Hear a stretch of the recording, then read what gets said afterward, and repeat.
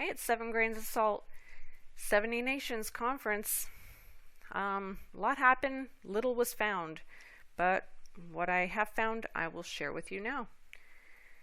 Well, we are aware they had the conference, and the Sanhedrin was the one initiating this conference. They wanted to have them build this altar to reinstitute the various sacrifices that constitute as the daily works of the priest. This is found in their site. So this is one of the things they wanted to do, just like on Easter, that they had their own, the Sanhedrin are the ones that carried this out. But this was not done by them. This was just directed by them. Very little was found in who spoke and what was spoken in the conference. I was really surprised that there wasn't a larger group. This was the group that was there, supposedly on behalf of the 70 nations. I don't know. To me, this was, I'm very shocked at the very low attendance of this. But, you know, they blew their horns, their shofars, and they even had the animal sacrifice a day earlier than what they were supposed to. So a lot of things kind of didn't go as to plan. So these were some of the people there at the sacrifice. They took some pictures. Apparently it was extremely hot. I'll link the few YouTubers that I was able to find some information on this. And, but yeah, this was the Levite there as well. The shocking thing was that first I saw this gentleman. He was the one who was going to do the sacrifice. And again, I'm saying that the Jews were not allowed to have any part of this. They were only directing the Gentiles. And this young man was not supposed to be there, but he ended up doing the sacrifice. And he stated that the non-Jews need the blood to cleanse you. And that's his name, Adam Eliyahu. The YouTuber I watched was very shaken up by what he discussed with him prior to this, because he apparently has done some sacrifices in the past and has said that he prays before doing the sacrifice and asks for Yeshua to enter the sheep. Wow, that is an absolute abomination. And so that's why this one YouTuber was very shocked and didn't even want to do a lot of the videotaping. Whereas this other YouTuber I watched did a lot of the videotaping, but he seemed very confused. So if you do watch the one that's over an hour long, just take note that he doesn't quite understand. He seems a little confused and seems very pro of what was happening. But in their website, in the Noahide laws, they also speak of these 7 powers, which is basically chakra. And this young man believed in it as well, was a Noahide apparently, and yeah, so he was the one ended up doing this. Mr. Weiss said, oh, the Goyim can do the sacrifices now. It's almost, you know, unfair because apparently they're not able to do the sacrifice like they wish to in the temple or at the temple. This was one of the photos there, as you see the sheep there.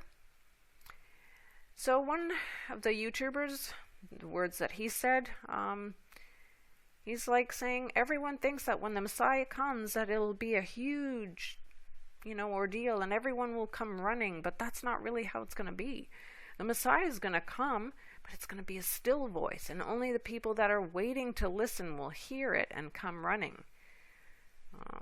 I don't really agree with a lot of this young man's words, but you can take a look at his whole video. But he did constantly say that this is not a sin offering. This has nothing to do with the Jews or the temple. This is a sacrifice to renew the covenant with God, building the altar to God. Jews and Christians remain separate, but now we are coming together. Oh boy. Well, let's take a look together and I'll give you my last words before we end.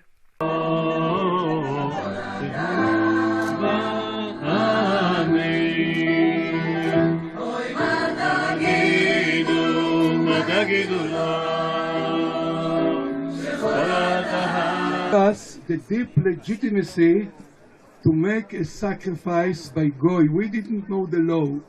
Rabbi Yoel Schwartz know the law, some rabbis know the law, but it's very strange to say to a Jew, the Goy can make a real sacrifice to Hashem, and you cannot do it only on Har Bayit, and only when temple will be so. And the Goyim can make it now. And especially the non-Jew who's going to do a sacrifice outside of the Temple Mount, we are thanking you because we are getting a taste of the sacrifices that we would have done in the temple. Thinking about when I'm going to go to work, where I'm going to go by,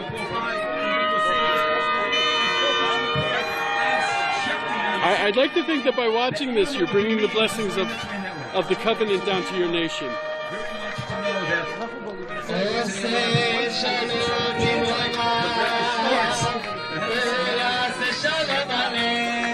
Sorry.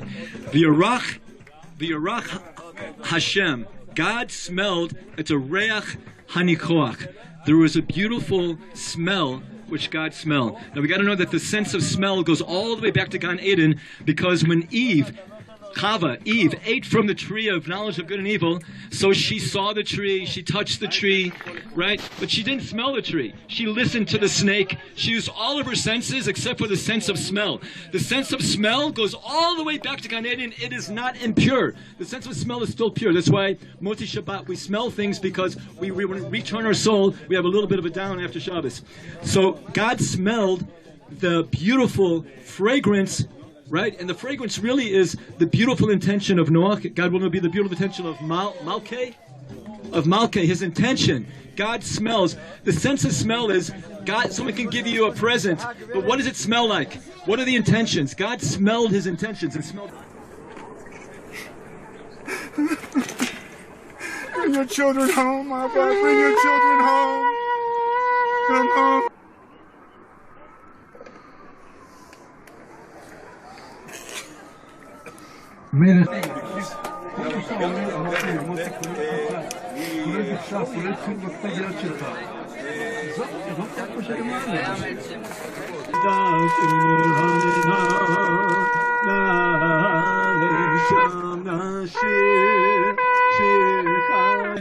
Yeah.